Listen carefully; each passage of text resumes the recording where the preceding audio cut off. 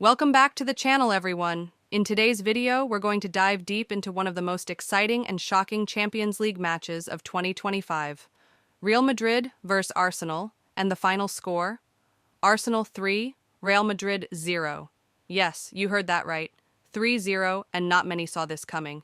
We're breaking down everything from tactical battles to standout performances. Let's get into it. So, Arsenal has delivered a major blow to Real Madrid in the first leg of their Champions League quarterfinal. The Gunners have shown incredible organization, energy, and clinical finishing.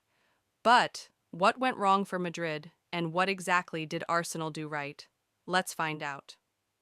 Let's start by looking at how Mikel Arteta set up his side. Arsenal came into this match with a clear plan. They were compact in defense and looked to dominate possession, especially in the middle of the park.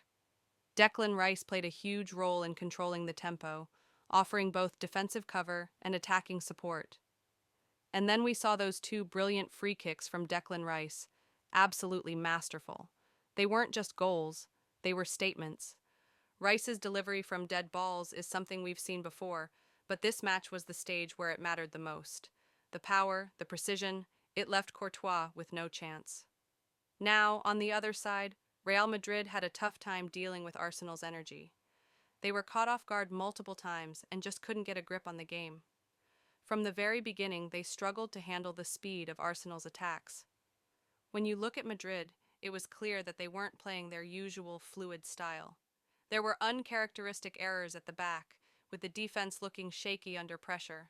Arsenal exploited that weakness, especially with the runs from Saka and Martinelli. Madrid just didn't react fast enough.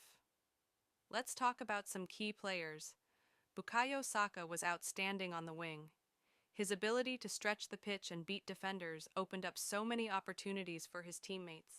He was constantly a threat, pulling defenders out of position and creating space for Rice, Martinelli, and even Merino. Miles Lewis-Skelly was also exceptional in the midfield.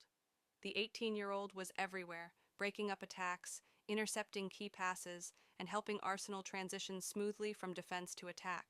It's amazing to see how composed and mature he is at such a young age. On Madrid's side, Thibaut Courtois was honestly the only player who kept them in the game. Without him, Arsenal could have scored more. Some of his saves were absolutely world-class, especially in the first half, but even Courtois couldn't stop the inevitable, with Arsenal's well-executed set pieces. Real Madrid did have their moments, especially in the first half. Vinicius Jr. and Mbappe had some decent chances, but they just couldn't find that final touch. Arsenal's defense, led by William Saliba, were resolute in blocking their paths.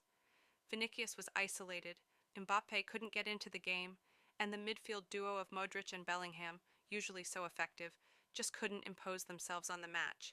It's clear that Ancelotti's men weren't firing on all cylinders today. So, where do Real Madrid go from here? After the match, Carlo Ancelotti admitted that the 3-0 scoreline was disappointing, but he promised that the team would do everything they can to overturn the deficit in the second leg. But here's the thing.